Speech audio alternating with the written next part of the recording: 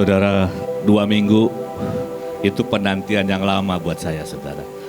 Harusnya saya tanggal 29 Juni sharing firman ini. Nah, saudara, semakin saya renungkan, sejujurnya sampai kemarin malam, hati saya ini gamang, saudara. Ya.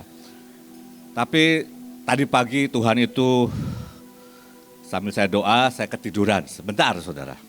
Dan saya bermimpi, dan menurut saya mimpi ini semakin meneguhkan bahwa ini sesuatu yang sangat penting dan yang Tuhan mau untuk kita semua miliki. Nah, saudara, jadi sebelum, kalau nggak salah ibu dapat 8 pagi ya, 8 Juni. Awal Juni itu saya tuh memang suka melihat YouTube tentang motivator. Tiba-tiba ada YouTube itu judulnya Act as if you are the best. Kamu bertindaklah seolah-olah kamu ini yang terbaik gitu. Jadi saya mulai pelajari, dengarkan gitu ya saudara. Dan saya mulai coba meramu sebenarnya selama minggu-minggu ini. Nah, tapi sejujurnya seperti saya katakan, saya ini gamang saudara. Karena antara yang Tuhan inginkan, the best version, dengan kenyataan seringkali ada samudra yang sangat luas. Nah, tapi tadi pagi saya tuh bermimpi singkat, saudara. Ceritanya ibu, saya nggak tahu itu di mana pokoknya. Ada saya, ada coach dan beberapa orang. Tiba-tiba ibu itu bertanya begini, visimu apa? Oh, saudara. Kalau saudara ditanya sama ibu Panglima pagi hari ini, visi saudara apa? Visi itu kan sesuatu yang di depan ya, saudara ya, yang harus jadi kenyataan. Nah, saya percaya apa yang beliau dapat ini benar-benar Tuhan inginkan. Kenapa? Tanpa kita menjadi best version of kita tidak, menurut saya sulit untuk menerima yang Tuhan sediakan. Tapi saya percaya ini yang Tuhan mau. Dan sejujurnya tidak mudah untuk bisa melihat siapa sih the best version setiap kita. Tanpa kita tahu itu, kita nggak bisa menurut saya sampai ke sana. Saya ini lagi baca ulang setelah selesai Wahyu kembali kepada Kejadian. Ini waktu saya siapkan saya masih di Abraham, saudara. Sekarang saya sudah di Yusuf. Yusuf itu kalau di Alkitab cuma mimpi 2 kali, saudara. Umur 17 dia mimpi. Saudara-saudaranya akan nyembah dia. Gandum-gandum itu menyembah gandumnya dia. Kemudian bintang bulan menyembah dia. Tapi kan butuh waktu, butuh proses 22 tahun sampai satu hari dia melihat panen 7 tahun gandum-gandum dan saudaranya datang. Alkitab menulis, teringatlah Yusuf akan mimpinya. Ada proses. Dan semakin hari saya semakin menyadari bahwa sebenarnya sederhana, saudara. Kalau setiap persoalan yang kita hadapi, kita mengerti itu adalah salah satu jalan utama menuju destiny. Makanya kenapa saudara kalau ada di Mahanaim, semua yang saudara hadapi itu kebanyakan mustahil. Karena destiny-nya beliau adalah impossible is nothing. Jadi kalau pakai jalan biasa enggak mungkin. Bisa nangkap ya. Jadi kalau kita ngerti bahwa ini persoalan-persoalan yang kita hadapi, ini adalah clue, petunjuk bahwa itu adalah yang akan kita hadapi, kemustahilan demi kemustahilan. Contohnya begini, saudara. Dari kecil saya menghadapi yang namanya kecelakaan demi kecelakaan, penyakit demi penyakit. Dan salah satu yang Tuhan panggil saya adalah sebenarnya sign and wonders. Tapi selama ini ukiran dalam hidup saya itu sesuatu yang mengerikan. Selama saya tidak ubah ini, bahwa itu adalah suatu kesempatan untuk saya mengalami yang ajaib demi ajaib, maka saya akan sampai kepada best version.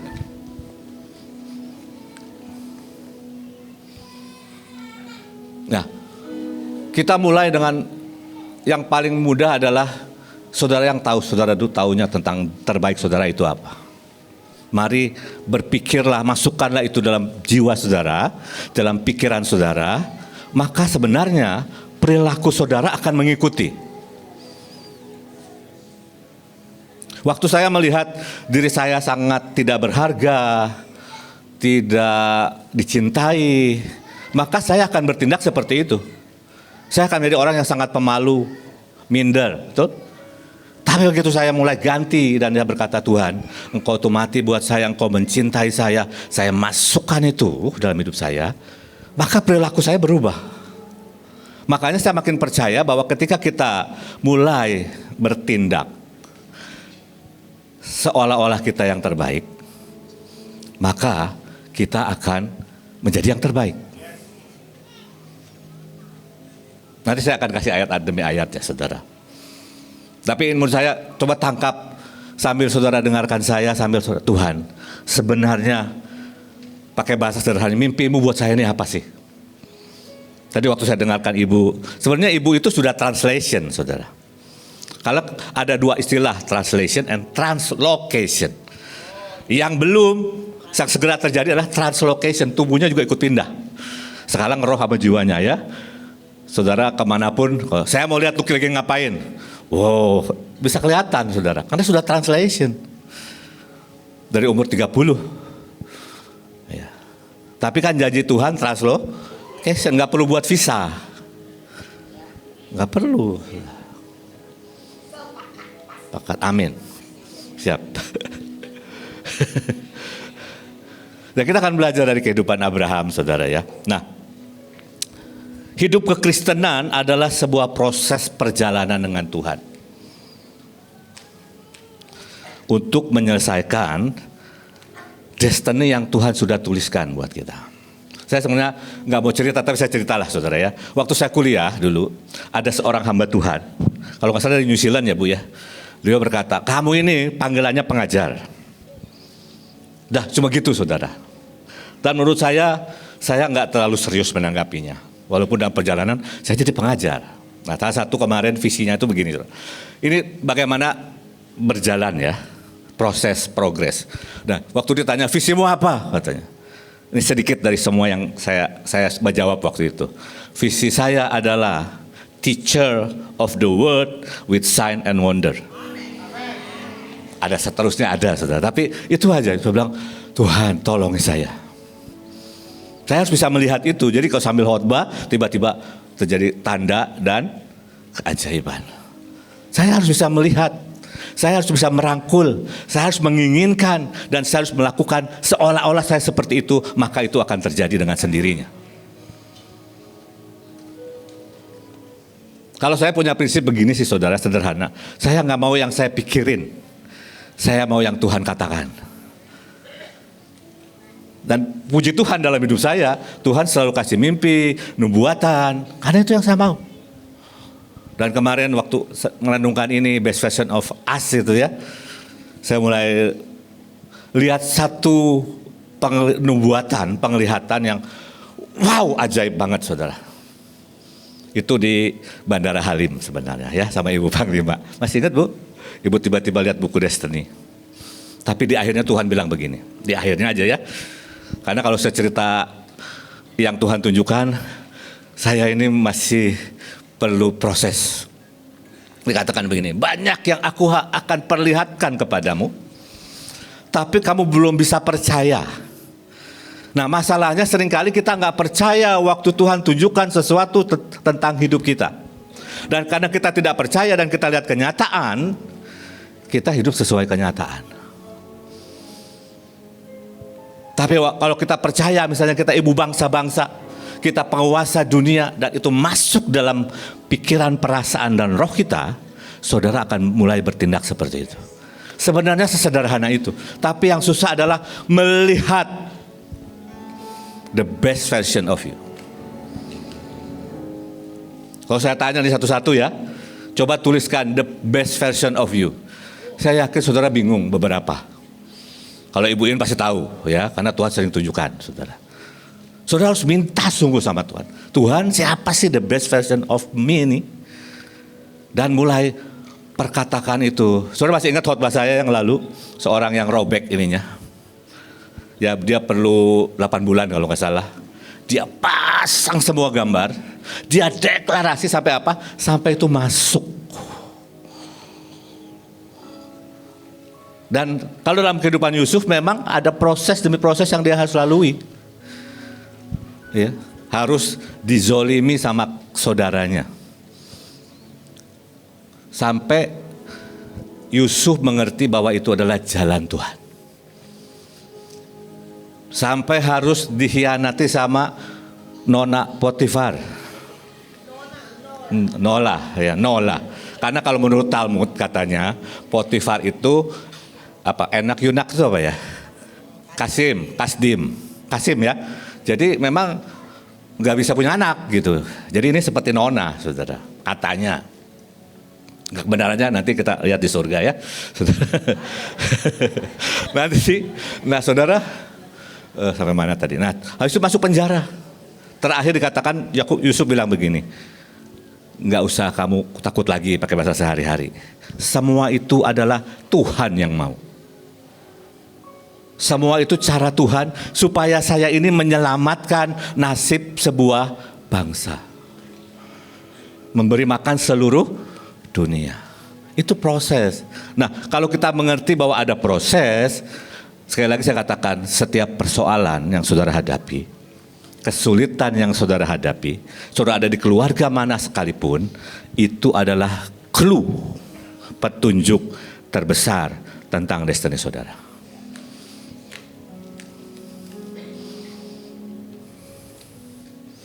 Nah, saya berkali-kali saya coba masukkan ini. Saudara, itu harus mulai dari dalam keluar.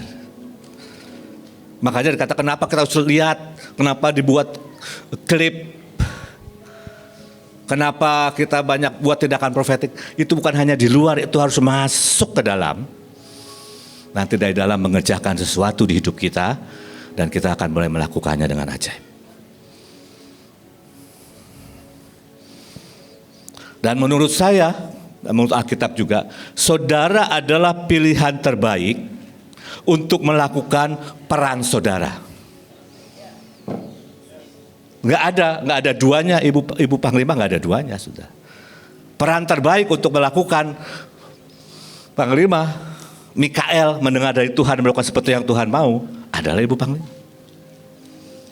Peran terbaik untuk pilar kerajaan surga adalah saya. Bisa nangkep ya? Gak bisa yang lain sebenarnya. Dan seberapa kita bisa melihat the best version itu, sejauh itu kita mulai memanifestasikannya.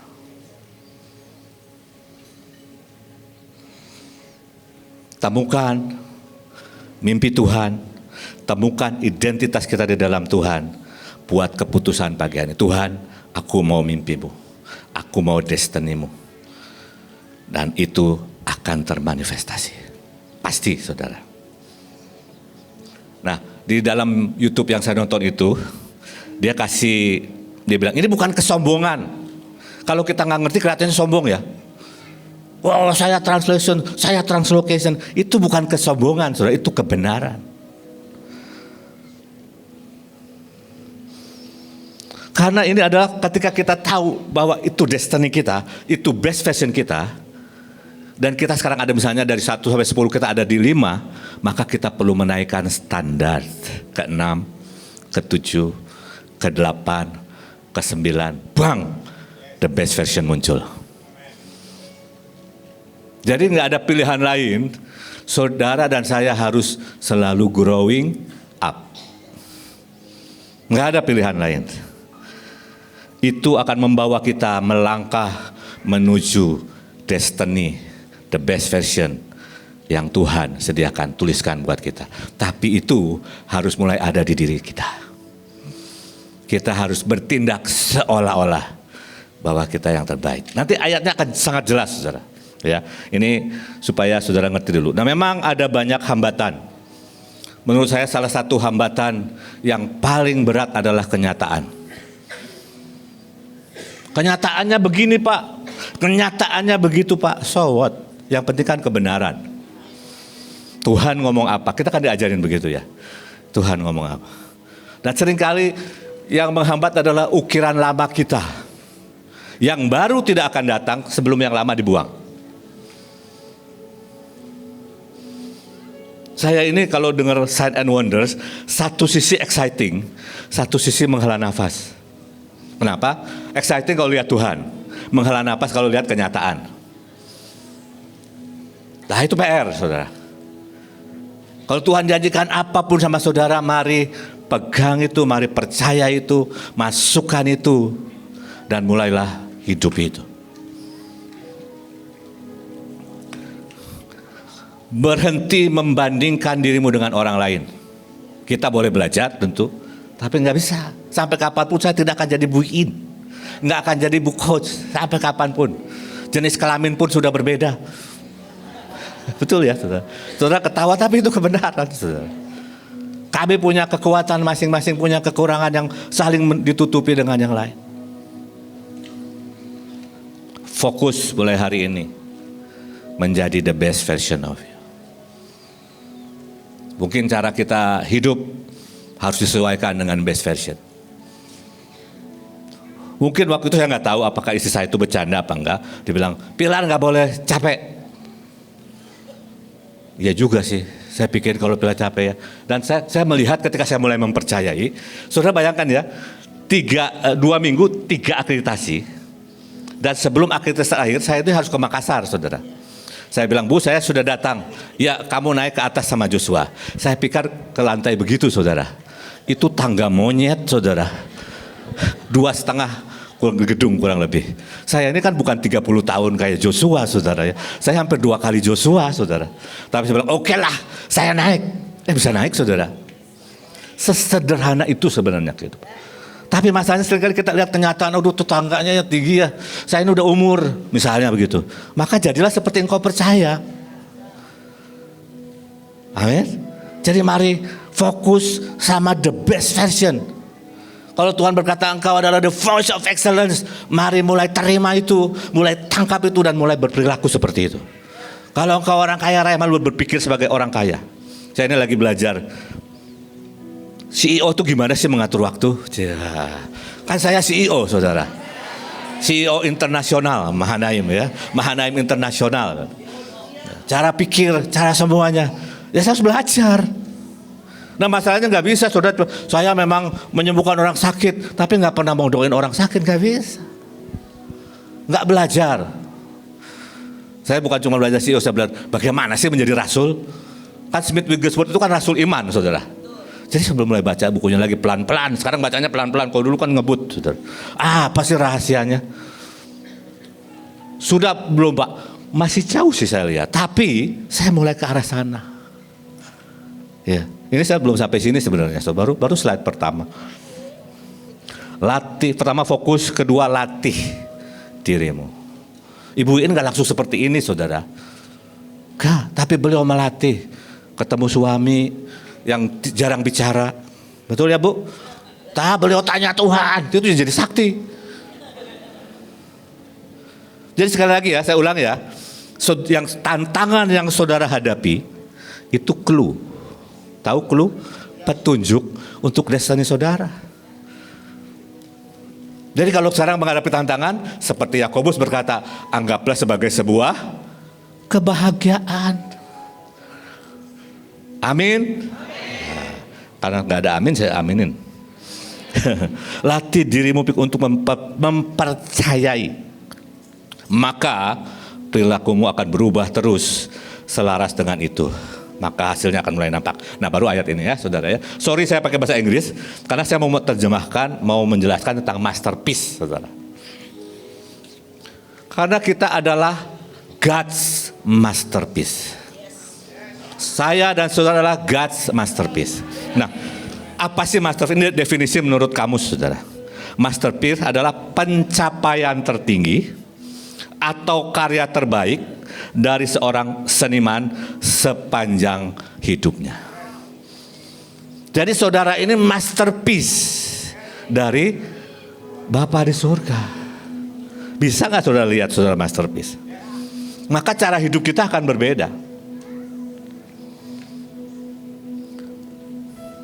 Ada 3 karakteristik dari masterpiece. 1 adalah original atau otentik. Saudara, ini otentik, tidak ada 2 yang mau kembar identik sekalipun tetap beda. Sidik jarinya beda, retinanya beda. Makanya seorang nggak bisa buka laptop saya kecuali pakai sidik jari saya. Karena otentik, original. Itu namanya masterpiece. Yang kedua, itu adalah timeless sampai kekekalan, cuma ada 1, saudara. Dan saya sekali seminar hati Bapak bilang, saya selalu bilang begini, di hati Bapak kita di surga yang besar, itu ada ruang yang cuma buat saudara. Jadi kalau 1 nggak ada, Tuhan itu sedih, saudara. Jadi saudara ini timeless, karena saudara masterpiece. Ya. Yang ketiga, sebenarnya kalau kita di the best version sebagai masterpiece, saudara ini trendsetter. Sekarang kan orang tetap mau lukisan seperti apa? Oh, seperti Mona Lisa. Kan begitu ya, sampai sekarang kan. Itu kan abad berapa itu Leonardo da Vinci buat. Tapi itu masterpiece. Bisa nangkep ya, saudara? God's masterpiece. Untuk apa dikatakan? Dia menciptakan kita baru dalam Kristus. Saudara dan saya ciptaan baru. Saya nggak peduli masa lalu saudara. Nanti kita akan lihat di Abraham. Ini baru introduction, saudara. Sehingga karena saudara dan saya ciptaan baru, kita bisa melakukan hal-hal yang baik. Bukan hal-hal yang buruk. Bukan hal-hal yang najis. Bukan hal-hal yang kotor. Tapi hal-hal yang baik. Kalau The Passion berkata begini, kita akan menggenapi destiny yang Dia telah berikan. Wow. Kenapa? Karena saudara ciptaan baru, semuanya sudah Tuhan sediakan. Asal for we are joined to Jesus. Kita selalu nyanyikan, ku menyatu denganmu. Itu kuncinya, saudara. Seberapa kita menyatu dengan Tuhan. Seberapa kita jalan dengan Tuhan. Seberapa kita bergaul dengan Tuhan. Bahkan sebelum dunia sebelum kita dilahirkan, Tuhan telah merencanakan sebelumnya, apa saudara? Destiny kita dan pekerjaan baik yang kita lakukan. Jadi Tuhan sudah tulis destiny saudara. Untuk setiap destiny ada best versionnya. Hanya orang ini yang bisa mengerjain destiny ini. Walaupun karena satu dan lain hal, kadang-kadang karena orang ini nggak nyampe, dilanjutkan atau diganti. Tapi aslinya dari hatinya Tuhan, setiap kita jadi best version dan menggenapi the best destiny.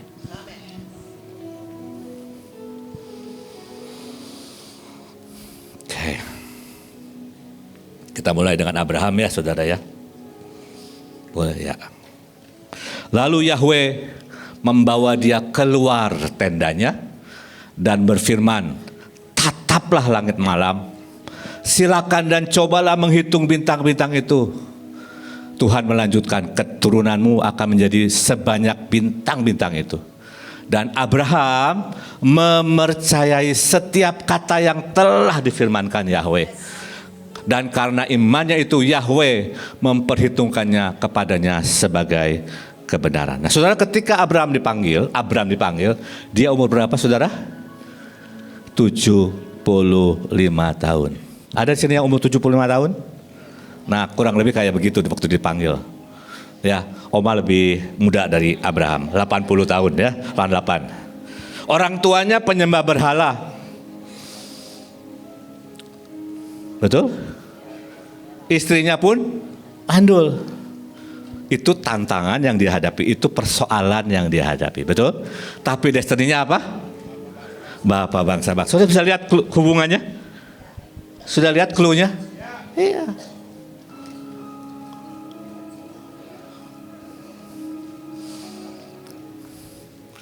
Dia tinggal di tenda, tapi Tuhan menjanjikan tanah perjanjian yang luas itu, saudara. Ya.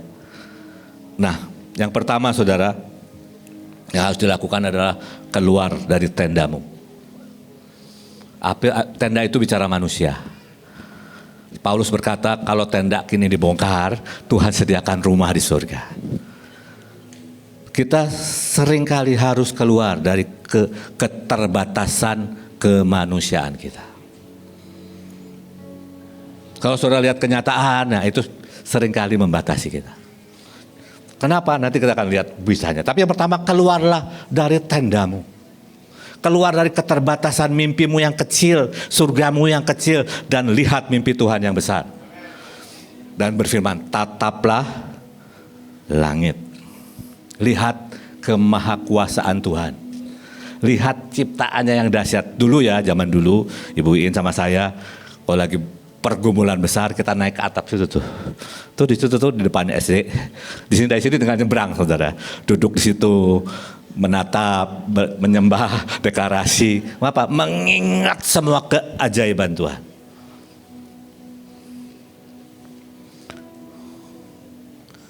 Nah, Tuhan bilang begini, hitung, lihat, hitung ini perintah sebenarnya. Kalau bahasa aslinya itu dibilang begini, saudara. Katanya dikatakan begini, kamu harus hebet, menjadi kata kerja Nabat, memandang dengan penuh perhatian, mengamati secara intensif, menyelidiki dengan mata. Jadi bukan cuma, oh ya bintang bagus, enggak. Kalau saudara pernah ke daerah yang agak gelap, ya, itu bintang itu perlu waktu sebentar untuk saudara tiba-tiba jadi banyak tuh bintang. Kalau di Jakarta ada susah. Tapi kalau saudara ke provinsi, saudara butuh mungkin beberapa saat untuk melihat, tiba-tiba jadi banyak sekali bintang. Nah mungkin Abraham malam itu di malam yang cerah, Tuhan bilang keluar dan coba hitung. Dia mulai hitung loh.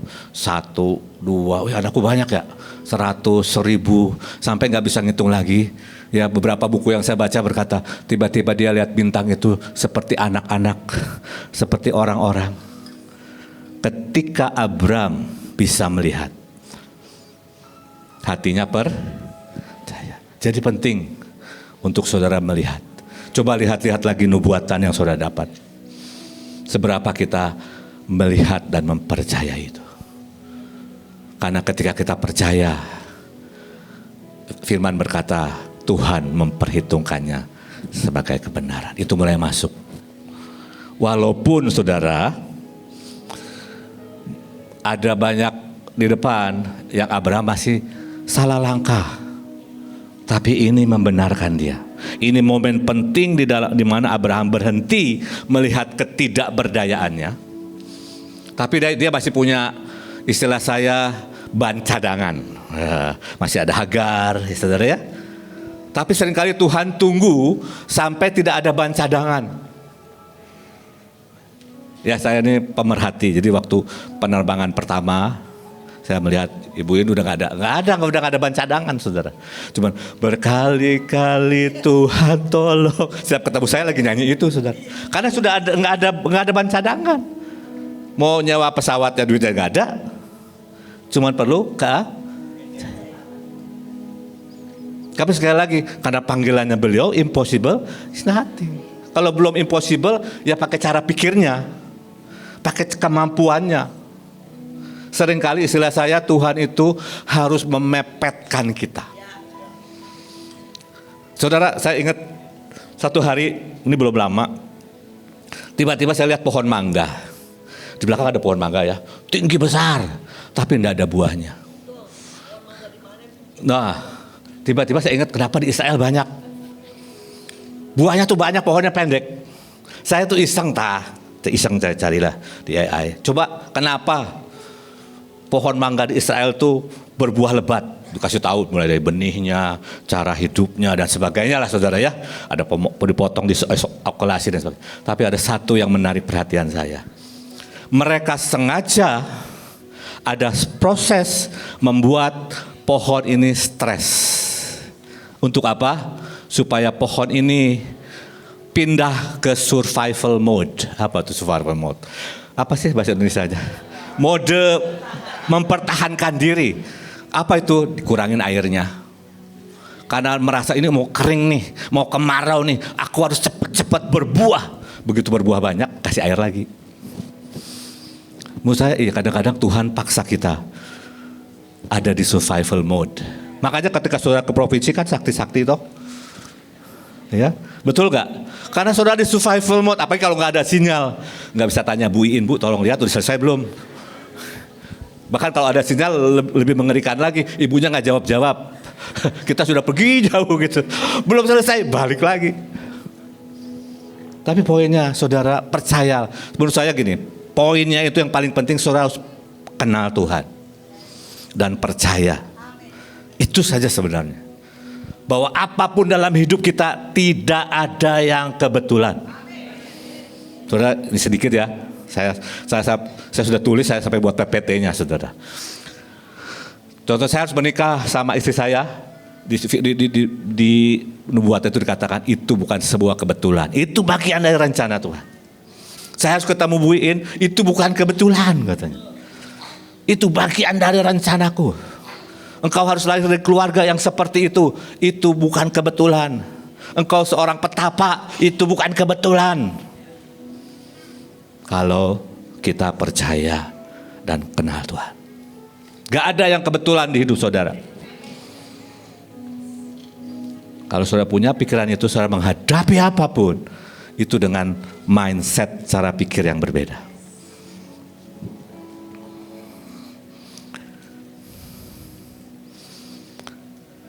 Nabat dari kata yang tadi melihat itu artinya juga begini. Mendeklarasikan siapa Tuhan. Mengenali Tuhan melalui perbuatannya. Makanya kita ini harus punya pengalaman pribadi dengan Tuhan. Boleh lanjut? Karena waktu ya saudara. Nah ini, seringkali Tuhan nunggu momen ini. Ketika Abram berusia 99 tahun. Tuhan menampakkan diri kepadanya dan berfirman, "Akulah El Shaddai. Hiduplah dan berjalanlah senantiasa di hadapanku dengan setia dan jadilah sempurna, tanpa cela, tulus hati seutuhnya. Mengenai aku, lihatlah perjanjianku, janji yang kokoh kukuh adalah denganmu dan engkau akan menjadi bapa dari banyak bangsa. Namamu tidak akan lagi disebut Abram, bapa yang luhur yang ditinggikan, melainkan namamu akan menjadi Abraham, bapa dari sejumlah besar orang, karena aku telah membuatmu menjadi bapa segala bangsa." Saudara, Tuhan bilang begini, engkau akan menjadi bapa banyak bangsa. Kenyataannya masih akan. Tapi di hadapan Tuhan dikatakan, aku telah membuatmu menjadi bapa banyak bangsa. Jadi kalau Tuhan bicara dan saudara percayai, saudara harus bertindak seolah-olah sudah terjadi sesuai firman Tuhan.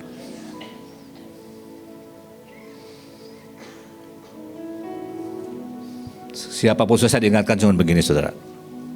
Ketika Tuhan memanggil muridnya, salah satu pemimpinnya namanya Petrus. Biasa mancing ikan, ya, nelayan ikan saudara. Tapi destininya dia bukan menjadi nelayan ikan, penjala manusia yang satu hari. Menurut saya nggak tahu apakah Tuhan ceritakan sama Petrus. Satu hari bayangannya aja menyembuhkan orang. Dari orang yang nelayan saudara. Jadi latar belakang saudara nggak penting, yang penting destiny Tuhan buat saudara apa? Karena saudara ciptaan baru. Ya, kita akan belajar dulu 99 itu artinya apa. Next. Boleh lanjut? Ya, ini adalah istilah saya di ujung tanduk. Udah gak punya apa-apa saudara. Tuhan ini senyap 13 tahun. Sejak Abram memakai caranya sendiri. Lahirlah Ismail toh saudara ya. Tuhan tunggu 99. Ditunggu nih di ujung tanduk. Ini titik batas kemustahilan manusia. Tuhan sengaja tunggu sampai kekuatan manusia sudah habis. Kenapa? Karena perlu Tuhan. Cuma Tuhan yang bisa menggenapi semuanya. Ya, Kejadian 16 itu lahirnya Ismail, Abraham umur 86, 13 tahun ya. Kejadian 20 setelah ini pun masih dia kena sama Abimelek. Tuhan beresin semua masa lalunya Abraham. Salah satu ketakutannya kan adalah takut mati sebenarnya Abraham ini. Kenapa dia sodorkan ini saudaraku? Karena dia takut mati. Ketakutan itu raksasa, saudara. Musuh terbesar buat saya waktu itu. Gimana kalau gini, gimana kalau gitu? Karena kita nggak lihat ada El Shaddai. Ya, nanti kita bahas El Shaddai sedikit. Ini puncak kemustahilan, ya, karena kematian total kemampuan manusia. As good as dead kalau bahasa Inggrisnya. Abraham itu as good as dead. Istilahnya mayat berjalan, tinggal nunggu waktu. Ini adalah uji kesetiaan, penantian 24 tahun saudara, untuk dapatin anak perjanjian. Kita sudah berapa tahun nungguin lawatan? Udah lama. Tapi pasti jadi karena Tuhan yang menjanjikan. Tuhan lagi nunggu, kapan kamu ini siap? Menurut saya begitu. Kapan? Ternyata saya juga salah dengar ya. Memang saya nggak hadir langsung. Harusnya 7 kali sehari ya Bu. Saya cuma 4 doang itu saya setelin. Saya pikir udah email udah datang, anak saya sudah ibu sudah datang, sudah cukup lah. Saya bilang ini udah 3 lapis ini. Salah dengar, maafkan. Tapi yang penting adalah gerbang menuju identitas baru. Saudara dan saya harus bisa melihat your identity. Lihat siapa engkau. Ya makanya kalau baca PP orang-orang itu kan, Panglima Joshua. Itu benar saudara, bukan sombong. Saya mulai ubah sekarang, salah satunya adalah saya ini Golden Eagle saudara. Keren ya, Golden Eagle. Kalau saya ke satu kota ada namanya toko emas Raja Wali. Saya bilang enggak, saya ini Golden Eagle. Nah mulailah hidup sebagai Golden Eagle. Saya ini guru kebenaran, ngomongnya nggak boleh sembarangan, saudara. Bisa nangkep ya? Ini destiny. Coba bisa lihat nggak identitas saudara? Tuhan perlu ubah nih. Bagus nggak sih? Bagus nggak Bapak yang ditinggikan? Bagus, saudara. Tapi Tuhan bilang no, panggilan bukan itu. Panggilanmu Bapak banyak bangsa. Ganti. Walaupun ada pakai kalau gaya bahasa ada hey-nya di situ, ya boleh lah, saudara. Tapi Tuhan ganti identitasnya. Jangan melihat lagi dirimu sebagai pecundang. Memang kita dulu orang berdosa. Mulai lihat, perkatakan, ciptakan siapa Tuhan katakan tentang kau. Amin. Ada banyak, tapi karena waktu ya, saudara, lanjut aja deh. Nah, El Shaddai itu ternyata artinya banyak banget, saudara. Tapi saya ambil 4 saja. Yang pertama, kata El Shaddai itu artinya Gods of Destroyer of the Enemy. Tuhan yang memusnahkan semua musuhmu. Dia adalah God, the all sufficient one. Dia cukup, Tuhan saja cukup. Nah ini yang agak, mohon maaf ya, ini Tuhan dari buah dada. Jadi Tuhan itu yang menurtur itu ya, memberi makan, menghidupkan. Dari Abraham yang mati dikasih El Shaddai, jadi Abraham yang bahkan punya keturunan dari keturah. Transfer DNA, betul. Transfer DNA. Transfer DNA. Kalau air susu itu didiamin jadi darah kok, saudara. Ini El Shaddai. Memang El Shaddai cuma muncul di kitab Kejadian dan di kitab Ayub, saudara. Tapi kepada Abraham, Ishak dan Yakub, Tuhan menyatakan dirinya sebagai El Shaddai. Tuhan yang maha kuasa, Tuhan yang berdaulat, dan ini yang menarik, Tuhan yang lebih dari cukup. Dia lebih dari cukup. Setiap kali saudara menghadapi apapun, bilang dia El Shaddai, Tuhan yang lebih dari cukup. Sehingga saudara bisa memberi kepada yang lain. Nah, karena El Shaddai ini, dia beri 2 perintah sama Abraham. Yang pertama, hiduplah di hadapanku. Saudara, saya belajar untuk menyadari saya selalu ada di hadapan Tuhan. Karena saya ini bait Roh Kudus. Saudara ini bait Roh Kudus. Kalau kita menyadari itu saja selalu, hidup saudara akan berbeda kok. Simpelnya ya, kalau simpelnya begini, simpelnya. Kalau saya jalan di Mahanaim, saya jalan bersama Ibu Panglima, nggak ada satupun yang berani melawan. Ya, saya juga sendiri ya. Ini cuma contoh, udah nggak ada lawannya, saudara. Nggak ada. Bisa nangkap ya. Apalagi saudara ini bait Roh Kudus. Ada Roh Kudus di dalam kita, tapi seberapa kita menyadari. Nah, sama waktu Tuhan berkata sama Abraham, aku ini El Shaddai. Segala yang kamu butuhkan untuk menggenapi rencanaku dalam hidupmu adalah aku. Hiduplah di hadapanku dengan tidak bercela. Tetap sih masih melakukan ya, tadi ya masih ada peristiwa Abimelek. Kedua, jadilah tidak bercela. Nah, ketika saudara hidup di hadapan Tuhan, saudara ini akan genuine, asli. Nggak ada kepalsuan. Saudara. Karena begitu salah ngomong aja, Tuhan ampun gitu. Betul nggak saudara? Iya. Tapi yang kedua ini, tidak bercela itu bukan berarti saudara nggak pernah buat dosa. Di Alkitab ada 4 orang yang disebut tidak bercela. 1, mungkin yang paling terkenal adalah Daud. Apakah Daud tidak pernah buat dosa? Tapi apa kelebihan Daud? Karena waktu singkat ya, pertobatan dan keterbukaan. Apapun Daud tuh nyanyiin, saudara. Dikejar-kejar musuh dia nyanyikan, ya, mazmurkan. Jatuh dalam dosa dia mazmurkan. Kalau saudara pakai nama Daud, saudara harus hidup seperti ini. Apapun dinyanyikan. Ya, keterbukaan. Nah, kemudian Ayub ini ketulusan dan kemurnian. Nuh, integritas dan daya tahan. Pernah mabok ya sama Abraham, iman dan penyerahan. Ini 4 orang yang menurut Alkitab minimal disebut tidak bercela. Jadi Tuhan mau, mari hidup di hadapannya. Mari hidup sesuai versi terbaikmu. Ke arah sana, saudara. Pak, kalau saya jatuh dalam dosa, cepat bertobat. Istilah ibu, jangan kelesetan. Amin. Iya. Oke. Saya tutup dengan ini, saudara. Terakhir ya, terakhir.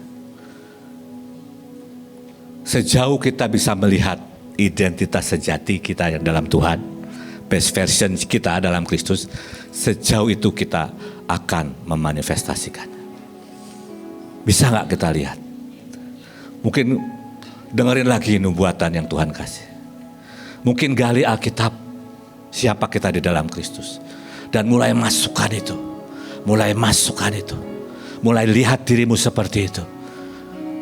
Dan menurut saya tiba-tiba seleramu berubah kok. Saya ini aslinya saudara ya. Dulu ya saudara ya. Saya tuh suka pakai celana blue jean. Yang lusuh sekali. Dan kaos itu udah gak tahu. Udah sekian tahun lah. Sampai belel. Itu saya suka banget.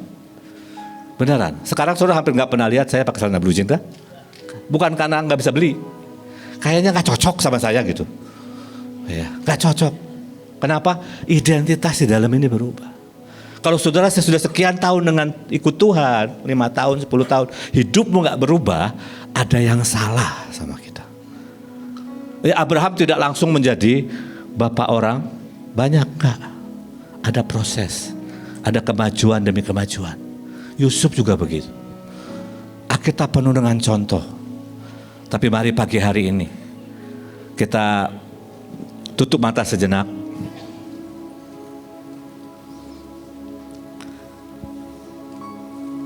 Bisa nggak saudara melihat seberapa minimal yang saudara bisa lihat yang Tuhan pernah sampaikan, the best version of you. Mulai bayangkan kau berjalan dengan itu, atau masih ada struggle seperti saya mungkin. Satu sisi mendengar sign and wonder exciting, satu sisi masih lihat, aduh saya ini rasanya kurang iman.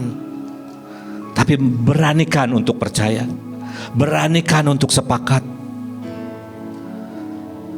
Nggak peduli orang bilang apa saudara, yang penting Tuhan bilang apa. Dan mari mempercayai dan mulai menghidupi. Bertindak seolah-olah itu sudah terjadi. Dan kita mulai berjalan. Tuhan, hamba-Mu selesai menyampaikannya. Tapi hamba berdoa, Roh Kudus wahyukan buat kami. Singkapkan buat kami. Beri mimpi, beri penglihatan, dan impartasikan, penetrasikan Tuhan ke jiwa kami. Gantikan yang lama dengan yang baru, supaya kami menikmati penyediaan-Mu yang ajaib, kerinduan hati-Mu, destinimu buat setiap kami yang Kau sudah tuliskan sebelum dunia dijadikan. Terima kasih Tuhan. Dalam nama Tuhan Yesus, semua yang sepakat berkata, amin.